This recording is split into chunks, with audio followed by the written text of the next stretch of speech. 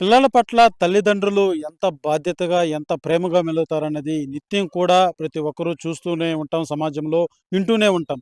అయితే నేను చూపించబోయేటువంటి వార్త మాత్రం మరింత ఆసక్తిని పెంచుతుంది. మరింత ప్రేమ అనురాగాలను కూడా పెంపొందించేటువంటి వార్త అని చెప్పాలి. అయితే దీన్ని కొంతమంది మూఢనమ్మకంగా చెప్తారు.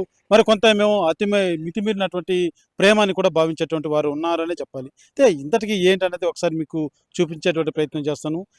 రంగంపేట సమీపంలోని కందులవారిపల్లి గ్రామం సమీపంలో మనం ఉన్నాం. మనం చూస్తున్నది ఒక శ్మశానం. మీరు చూస్తున్నది 6 సంవత్సరాల బాబు సమాధి ఇది. ఈ 6 సంవత్సరాల బాబు కొంత అనారోగ్యానికి గురయ్యి చనిపోవడం జరిగింది.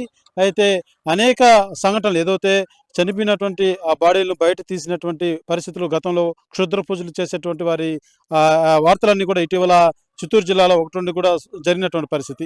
ఈ నేపథ్యంలోనే తల్లిదండ్రులు ఆ బాబు మీద ఉన్నటువంటి ప్రేమ, భౌతికంగా అతను చనిపోయి 20 రోజులైంది.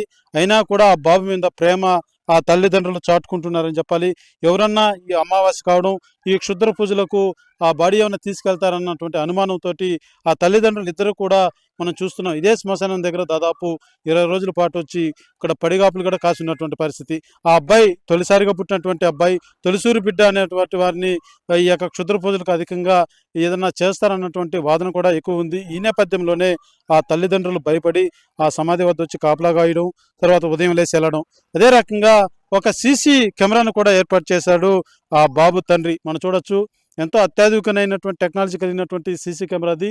దానికి సోలార్ సిస్టమ్ తోటి ఏర్పాటు చేసి ఆ యొక్క క్యాప్చర్ చేసే విధంగా ఇక్కడ ఎవరో కనీసం మనం ఇక్కడికి వచ్చాము, అది అలారం అవుతుంది. ఇలా ఎవరన్నా ఆ యొక్క సమాధి వద్దకు అక్కడికి వచ్చి